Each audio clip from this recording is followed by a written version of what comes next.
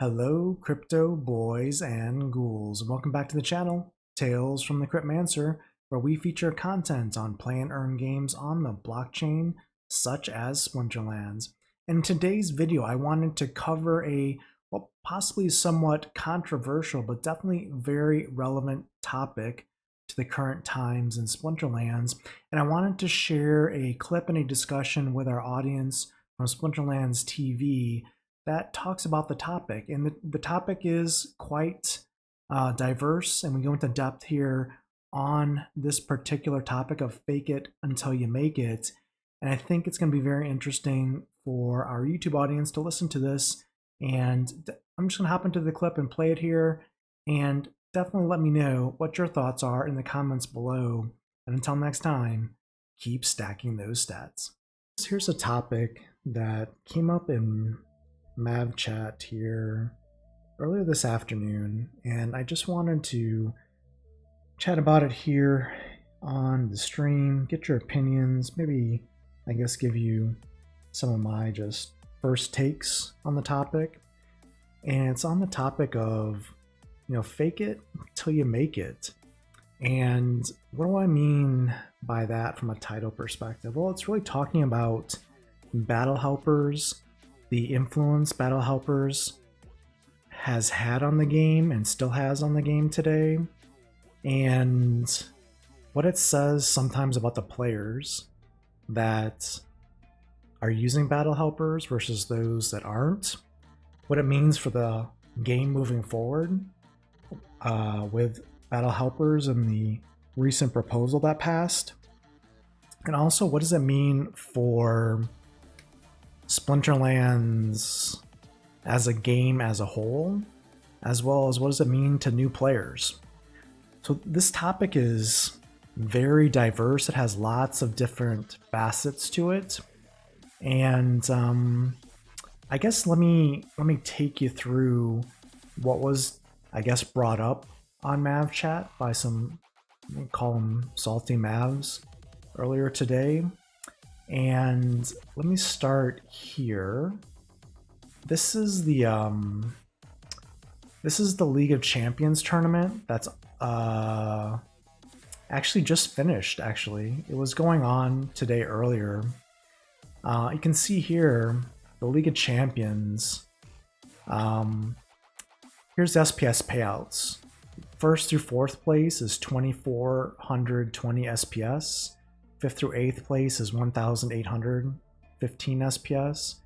9th through 16th place pays 1,210 SPS.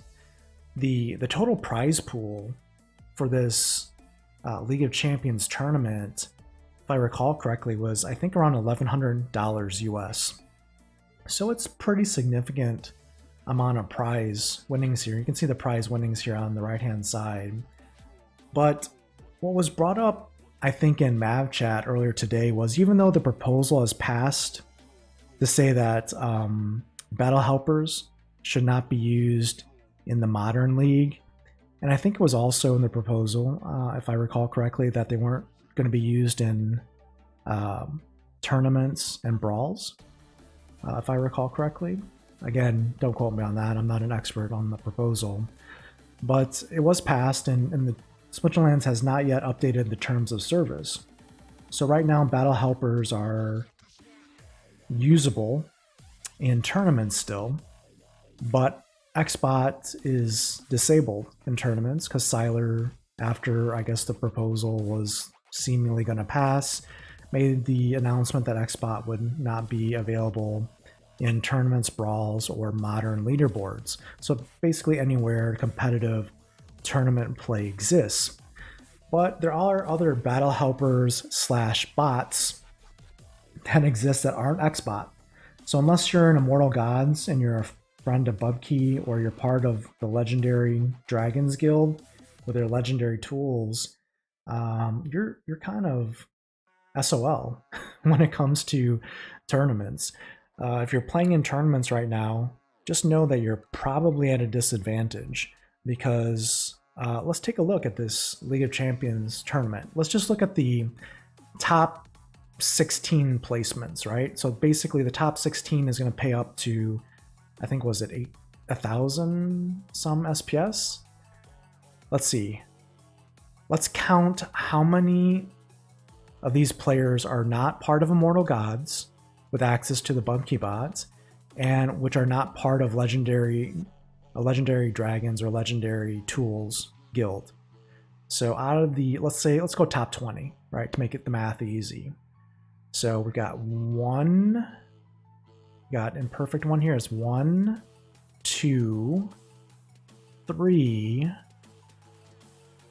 4, 5, 6.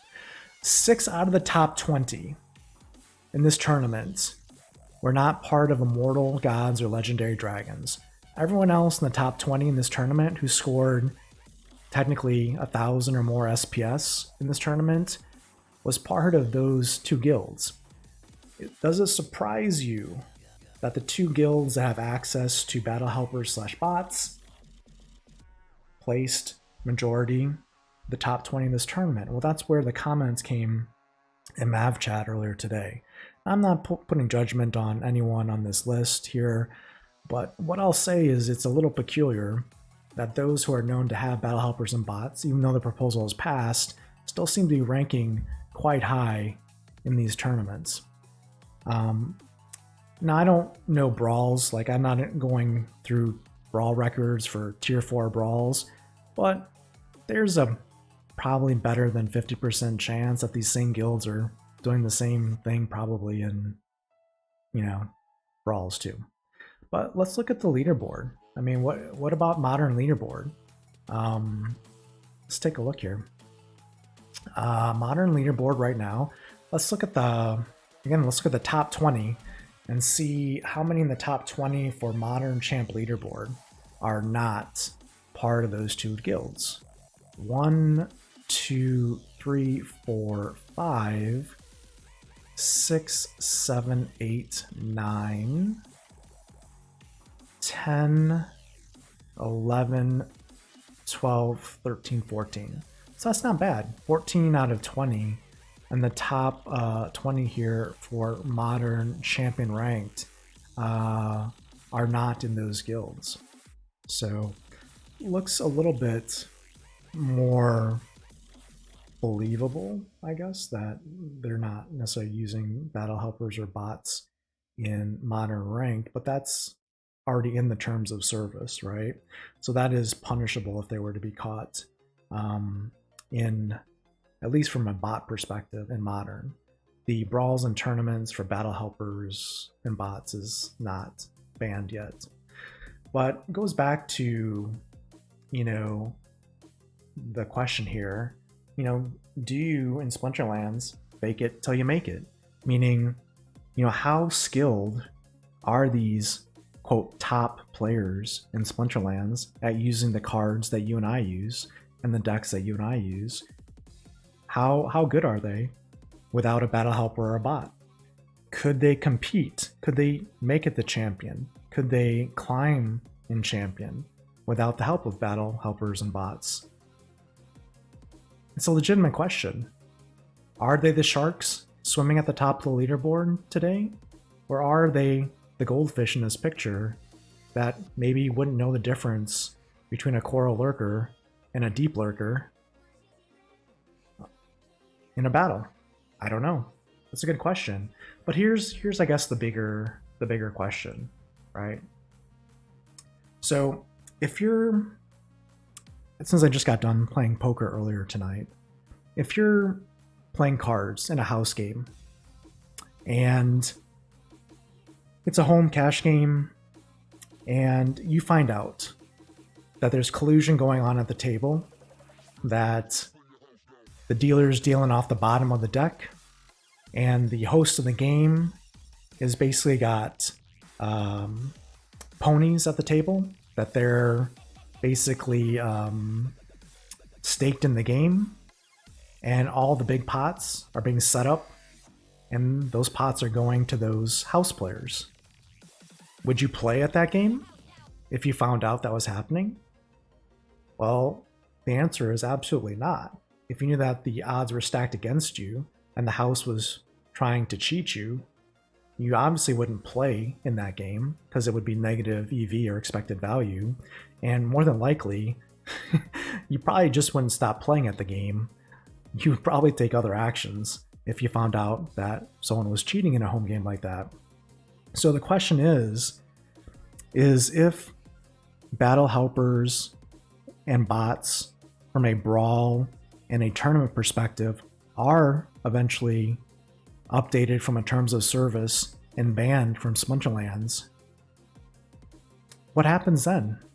Because basically these two other services that we know about, plus any other third-party services that may not be so big or might not be so known, private services, right?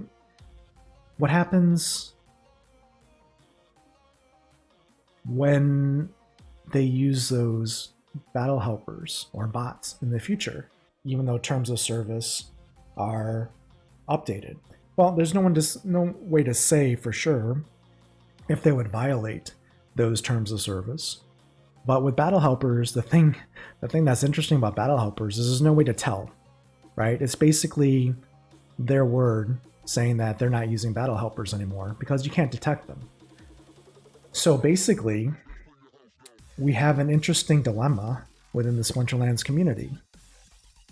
If we see the same tournament finishes in the future after the terms of service for battle helpers are updated, and the same thing in brawls, and these different groups swear that they're not using battle helpers or bots anymore, it's their word against, well, anyone who suspects them of using it. So now we have the dilemma of basically asking ourselves every time we see those names in tournaments or brawls or wherever, are they faking it? Are they goldfish really just using a tool to make them sharks? Are they real Splinterlands players, right? Or are they not? And what connotation does that have on their names moving forward? Like, for example, what if some of them are really, really good players and don't need battle helpers or bots? We'll never know unless they stream their battles live. And even then, we won't know if they're using a battle helper on another screen or computer.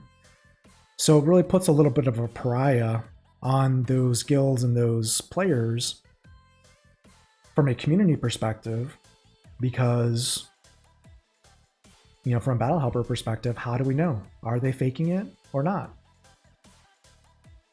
And it's a little bit of a moral dilemma for us as a community as well, because you can't detect battle helpers. So do you accuse someone of using a battle helper? And how does that even look like? What does that process even involve? It's just your word against, or your belief or your suspicion against their word and their character.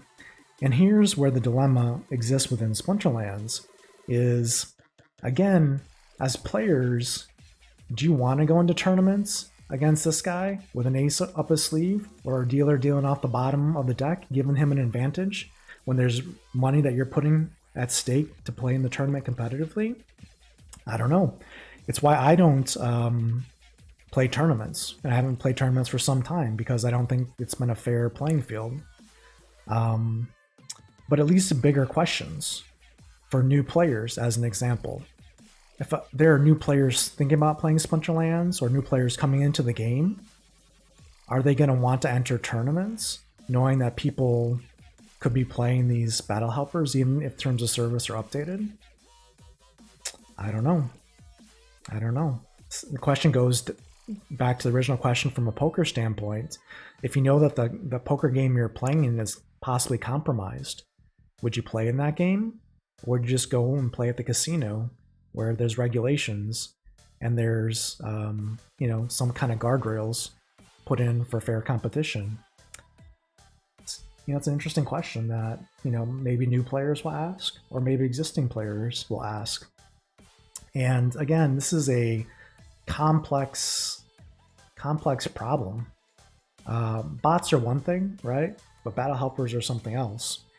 And the dilemma that we have now is that the battle helper that was publicly accessible to 100% of the player base if they wanted to access it was Xbot.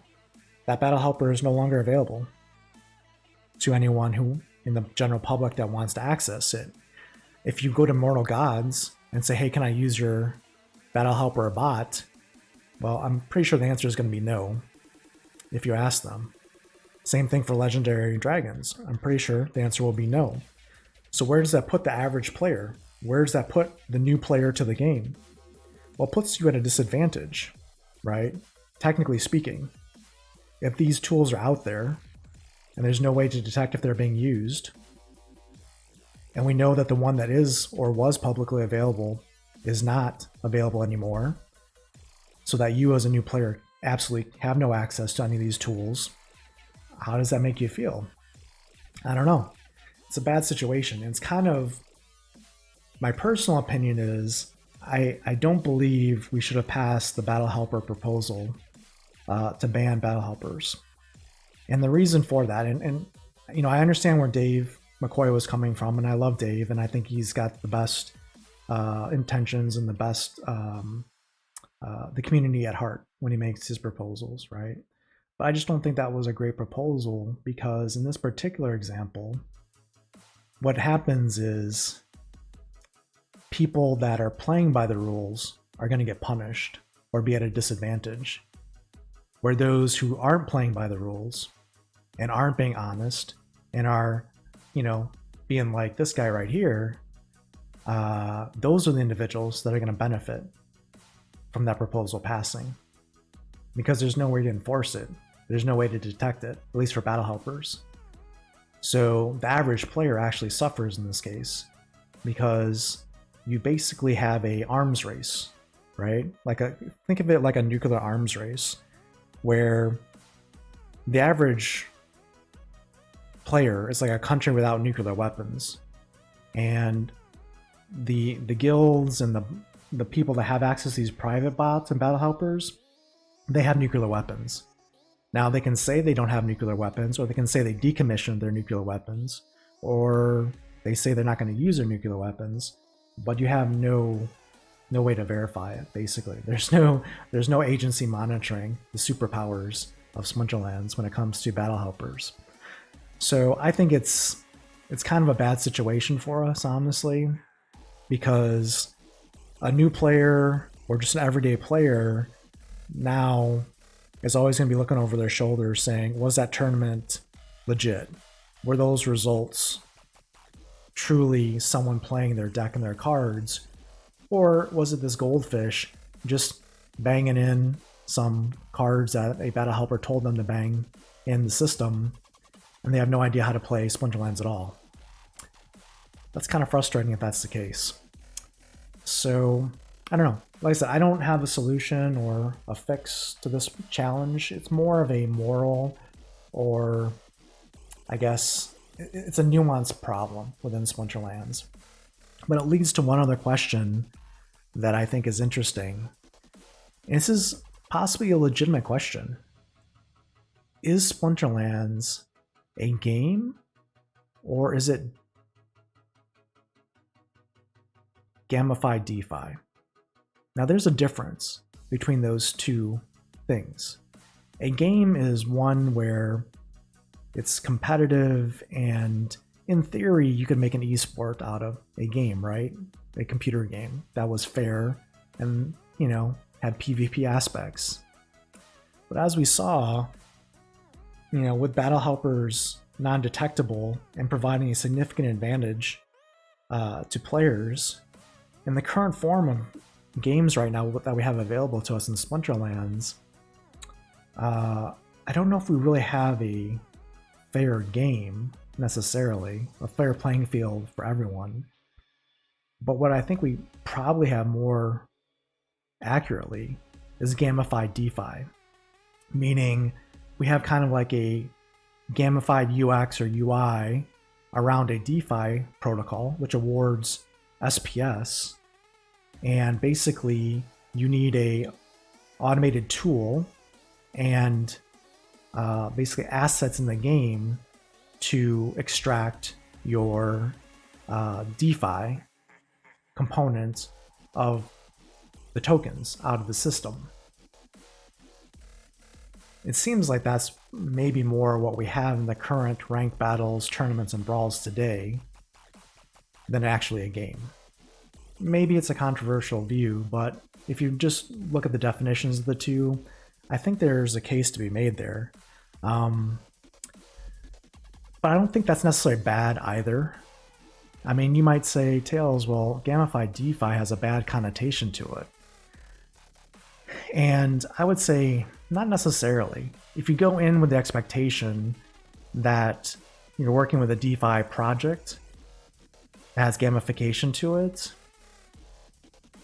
being the best gamified DeFi platform in the world certainly has its benefits. That would be actually probably a great platform or project to be a part of in the grand scheme of things, to be the world's biggest and best gamified DeFi platform. Now, of course, you'd want to market it as such, and everyone would need to know it as such, but it is definitely powerful. So, I don't know. At the end of the day, I think there's some nuances with the proposal that passed, and what does it mean for the future? What does it mean for the community? We have some stuff to work out for sure. We don't want a bunch of people pointing fingers at each other in Mav chat saying you're a bad person or you're this or you're that. But in the current state of where we're at least with battle helpers, at least, I don't know if in the current state we definitely need to make some progress before we get to a better spot, I think, in that regard. So let me catch up on chat here, see what you guys are thinking about this subject. Again, it's a complicated, complex subject that has many ramifications across the game. And it's nuanced for sure. There's not a right or a wrong stance. There's just a lot of complexity here, unfortunately. Or fortunately, as the case may be. How do they distinguish between bots and non-bots? I think it's more of an art than a science. But I think the bigger issue is battle helpers right now, because battle helpers you can't detect. There's just no way to detect them accurately. So that's the issue. The bots, there's an argument that you can possibly detect bots and do something about them from an enforcement perspective. But battle helpers, there's no way to detect it. Like, I could be running a battle helper on a laptop sitting next to my other laptop, and you would never know. And I would just enter the team that the battle helper tells me to enter, and there'd be nowhere to track it, no way to verify it. So it's basically undetectable. It's unfightable. Well, when you have all the same folks with insanely high win rates, it's kind of obvious. Yeah, that's the thing. Again, it goes then to he said, she said at that point. It's basically someone saying, hey, you're not a good player. You can't have that win rate along with 10 of your best friends, so you're cheating. And we've seen this in the past where, there was accusations placed with no proof, and the individuals were, well, the accusation was they were, I think, botting. They weren't botting. I think they were certainly making use of data correctly and are certainly knowledgeable in the game and were good players.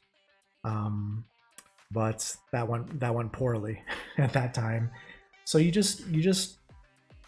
can't win, I think, in this particular example, other than just to basically say battle helpers are allowed, everyone can use them, and we're playing gamified DeFi. That's the only thing I can think of to really make it a fair playing field. Otherwise, like I said, you just have he said, she said, and no one wants to be in a community where everyone's pointing fingers at everyone else. So I don't know. It's it's a challenge for sure. Again, I don't have a solution necessarily, but I think we should get together as a community and discuss it and see. I don't know. I don't know where we're at right now with battle helpers. I think the proposal had the right intention. I think the results are not going to be necessarily the best for the average player. Captain Woko is saying, Tails, I know you're one of the guys who fought against bots existing in the game. Your question now is, do I consider helpers a bot? You ask because you seem like surrendering the battle against helpers bots. So that's a good question, Captain Woko. So I was always against bot farms, extracting unequal rewards from the economy that other players, average players, didn't have access to do. I was always against bot farms. And for me, in principle, I'm torn with battle helpers because I would love to see a world of Splinterlands without battle helpers in them. The problem is I just don't think it's possible or realistic. So while I have a desire to have every game be like, for example, me versus Steve, and we challenge each other and go back and forth in the champion matches, I just don't think that's possible for the vast majority of the community. And to ban something that can't be detected or enforced, I don't see how it helps at that point. I was always for banning and eliminating bot farms because I believed there were things that could be done to identify and ban and enforce bot farm abusers in the system. I have no solution that I can think of that can ban a bot battle helper. There's just no way. You could have a plugin in your browser that could help you. You could have a website where you input the mana and the splinters and the rule sets that spits out data. There's just no way to block someone that takes the data and monetizes it or provides a service with it. And for that reason, Captain Woko, I'm torn because, again, me personally, I would much rather have a game that was fair for everyone. That I knew it was mano y mano and it was me versus the other player on the other end of the computer screen. It's not possible, though, to detect or enforce, so I'm left by basically saying, well, if you can't enforce it and you can't detect it, then you just have to make it available to everyone at that point. Because what happens is if you make it so that the law-abiding citizens don't have access to it, the only people that are going to have access to it and take advantage of it are essentially the criminals. Not to say people that are using battle helpers are criminals, but if they change the terms of service, they're essentially violators of terms of service at that point, but no one could detect them or enforce them. So in that perspective, they're not people that I think would be, great players in the game at that point. So because of that, I'm remiss to say that my stance logically is I don't think you can update the terms of service in good faith to ban battle helpers because you can't detect them and you can't enforce the terms of service. So it actually punishes the everyday average Joe player. And that's why I brought up the topic of gamified DeFi at that point, because that's what you're playing. You're basically playing enter your battle helper versus my battle helper lineup, and we'll see whose battle helper is better. And that's gamified DeFi. That's not you as a person playing a game. That's you just inputting data that someone printed out and said, here, enter this and win SPS. So I guess that's my personal take on it right now, Captain Woko. And you are right, and I appreciate that comment, and you are certainly accurate with that statement that I have been very much a proponent of getting bot farms out of Splinterlands, and I think we have made strides to do that in the modern league, which is great.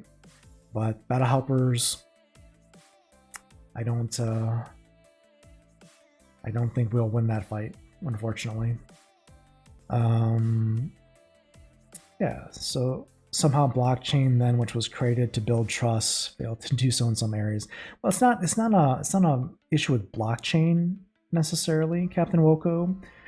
Blockchain technology doesn't have anything to do with this. You could say the same thing for chess. Like if the game of chess was solved and you just had a computer feeding you how to move your pieces around the chessboard, that wouldn't be playing a game of chess. You wouldn't be a grandmaster of chess if you just took what like IBM's Big Blue told you to do.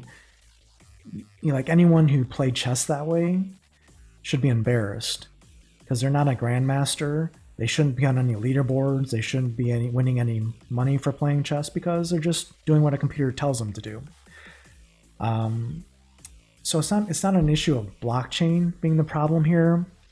The problem is you need to make it to have a level and fair playing field. You basically need, and we've talked about this before, you basically need to have anything that has large monetary rewards be an in-person event.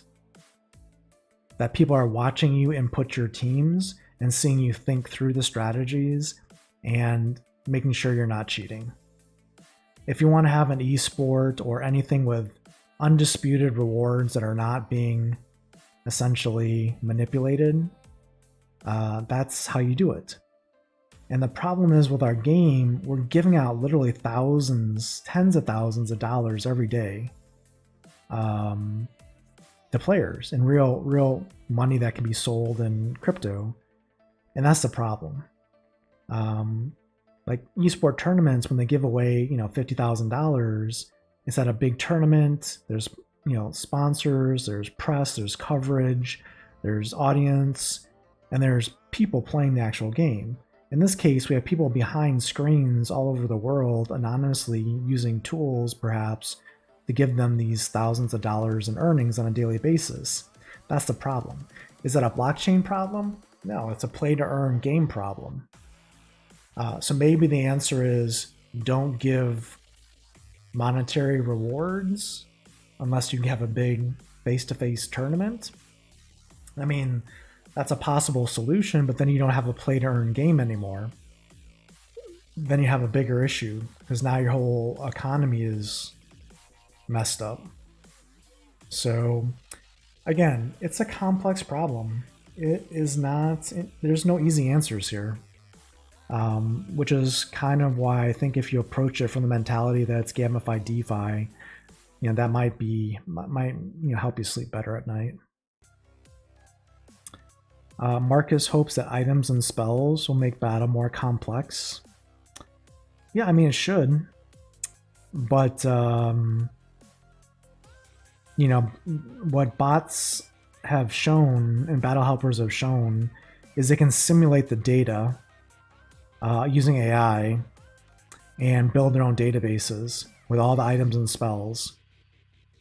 So even then, Marcus, unfortunately, once they know what the items and spells do, and once it's just more inputs for a bot to be able to break down and optimize.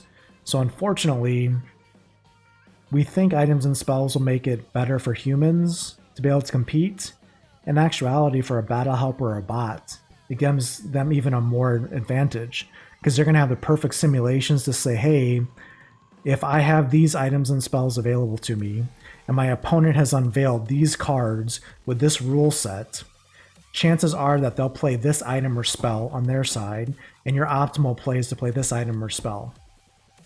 So again, complexity lends itself to the advantage to bots. Don't have people tell you that making the game more complex will make it better for humans necessarily, because unless it's dynamic and it can't be simulated, it's just going to favor bots. So poker and chess sites have ways to let you see the software and sites you're on. Yeah, the difference there, Steve, is that the poker sites, the poker HUDs and helpers would scrape the data unless you have anonymized player names and build a profile for the player. Like it'll tell you like their 3-bet percentages and their call percentages or raise percentages or fold percentages. So with a good HUD software, you could find the optimal play to play against a player based on their tendencies. But the problem is to get that data, your helper would have to be running on the same computer you were playing the game in, so they could pull the data from the table or from the player's history. So in this particular case, all this data that you need to win in Splinterlands can be done offline. Like if I pull up a battle right now in Splinterlands, if I gotta do battle, like all I have to do is go to my computer that's sitting off on the side, maybe on a VPN network in a different IP in a different country. And I say, okay, I have 58 mana. I have dragon, water, and death available. You already know, the helper already knows the cards that I own or rent or have access to. And the 3 rule sets are A, B, and C. Give me my best team. It puts it on the laptop display, sitting next to me, and then I go on the computer and I just pick my cards like I normally do. There's no way for anyone to tell that the team I'm entering and picking manually by hand is being helped in any way. No way to do it. There's absolutely no way unless you're sitting in my home with a video camera or watching me look at my other computer. Not physically possible, not detectable. And if you can find a way to refute that, I'm happy to entertain that, but there's just no way, because the data inputs that battle helpers need is just that: mana, available splinters, available cards, and rule sets. All that can be entered very quickly in a web form or anything like that. That can be done in like 15 seconds. And then it only takes, 30 seconds to spit out a lineup, and then 15 more seconds to input it. It's undetectable. That's entertainment.